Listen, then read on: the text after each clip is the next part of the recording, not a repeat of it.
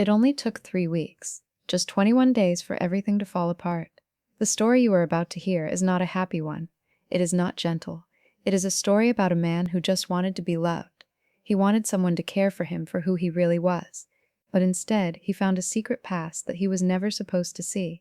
It all started with one tiny detail. It was something so small and so normal that most people would never notice it. But for Harry, that one little thing changed everything he thought he knew about the woman he married. Let's go back to the very beginning. If we start there, you will understand exactly how this happened. Harry could not stop looking at a photo from a trip to Croatia. It had been 3 weeks since those pictures of people on a big boat or a yacht went all over the internet. Most people had stopped talking about them, but Harry couldn't let it go. Something deep inside him felt wrong. He would look at the photo on his computer screen and zoom in, then he would zoom out. He would walk away, come back, and stare at it again.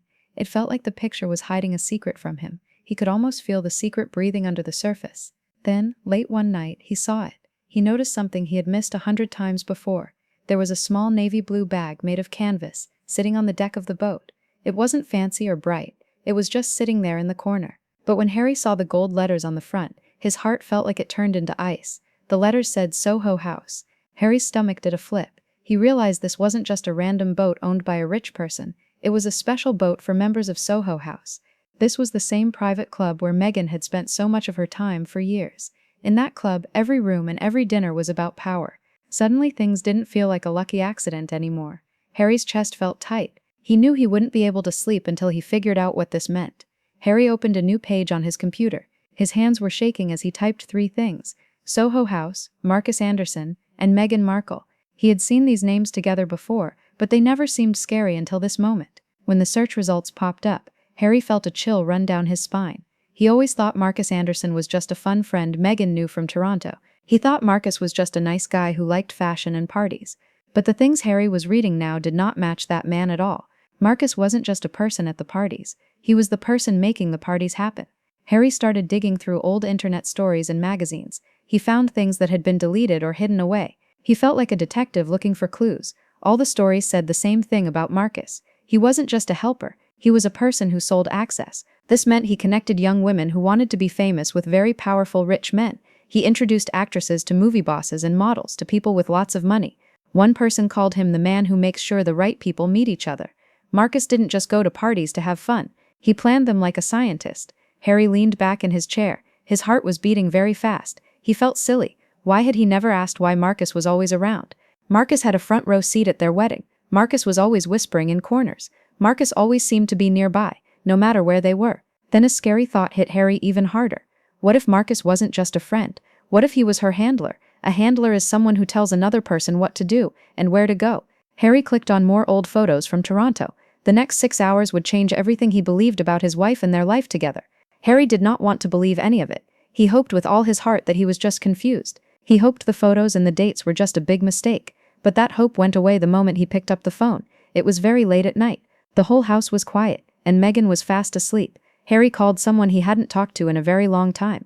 This person used to be part of the Soho House world in London. He was someone who knew the truth and would not tell a lie. When the man picked up the phone, Harry's voice was very quiet. He asked, "I need to know about Marcus Anderson." The man on the phone didn't say anything for a long time. Then he gave a big sigh. For the next 40 minutes, Harry listened to a story he was never meant to hear. He learned that Marcus Anderson didn't just run a club. He ran what people called a finishing school. But it wasn't a school for learning how to use a fork or be polite. It was a school for access. The man explained that Marcus finds ambitious women who want to be successful. Then he trains them. He teaches them how to dress, how to talk, and how to act around the richest people in the world, so they look like they belong there. The man told Harry that Marcus brings these women into Soho House and gives them the names of people they need to know.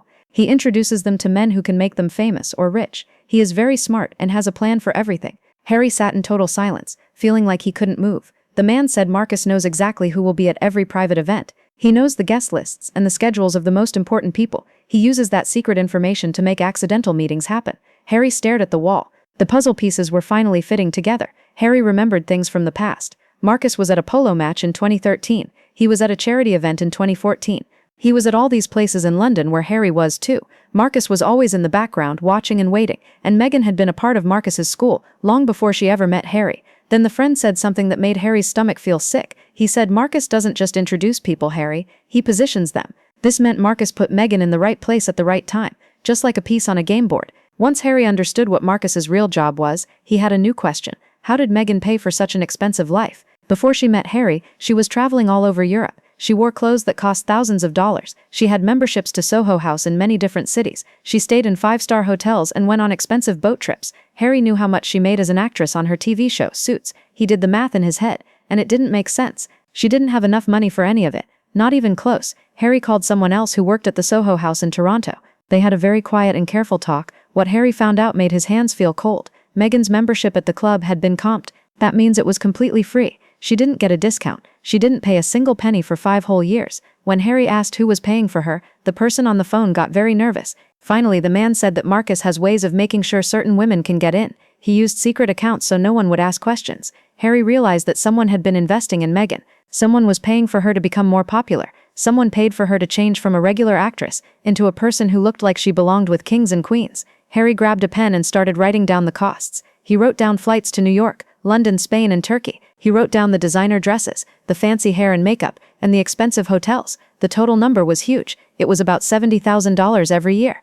Meghan could not have paid for even half of that. Someone was helping her climb the ladder. By now Harry felt like his whole life had been a lie. He felt like someone had rewritten his history without telling him. But the worst part was yet to come. One morning he went into his office and opened a drawer. He pulled out the list of people who came to his wedding. There were 600 names on that list. He had never really looked at Meghan's side of the list before, because he trusted her. But now he looked with new eyes. What he saw broke his heart. It took away the last bit of happiness he had left. He saw Marcus Anderson's name in the front row.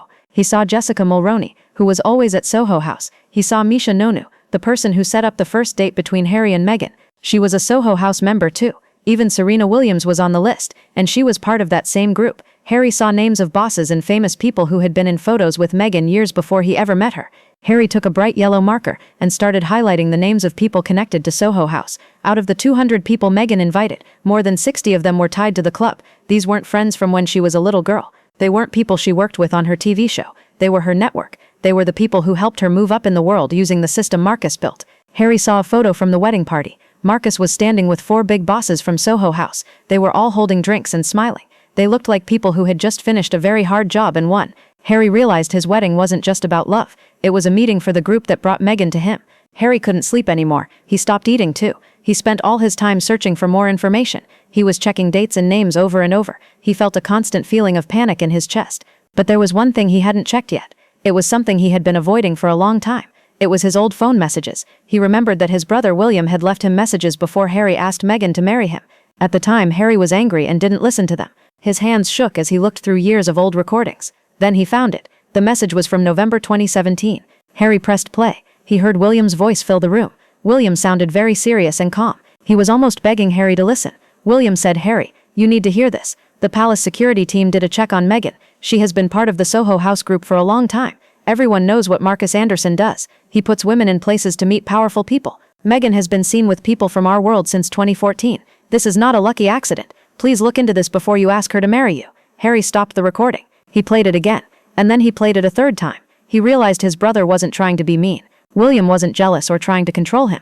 William was trying to tell him the truth. Harry found 2 more messages. In one, William said the security team found Meghan at events where Harry's donors were. In another, he warned Harry that Marcus knew all of Harry's friends. Harry had deleted those messages back then because he was blinded by love. He thought everyone was trying to ruin his life. But William wasn't trying to hurt him. He was trying to save him. Now Harry lies awake at night. He stares at the ceiling and thinks about the last 10 years. He thinks about every smile, and every time they accidentally met. He wonders if any of it was real. Was she really in love with him? Or was he just the last piece of a giant puzzle? The truth he tried to ignore is now whispering to him in the dark. Meghan didn't just happen to meet him. She worked very hard to get to him. She was helped by Marcus and paid for by secrets. Harry always wanted someone to love him for who he was. Now he understands the sad truth. He wasn't chosen. He was a target. And that is the nightmare he has to live with every day. Would you like me to create a summary of the key red flags mentioned in this script to help with a video description or social media post?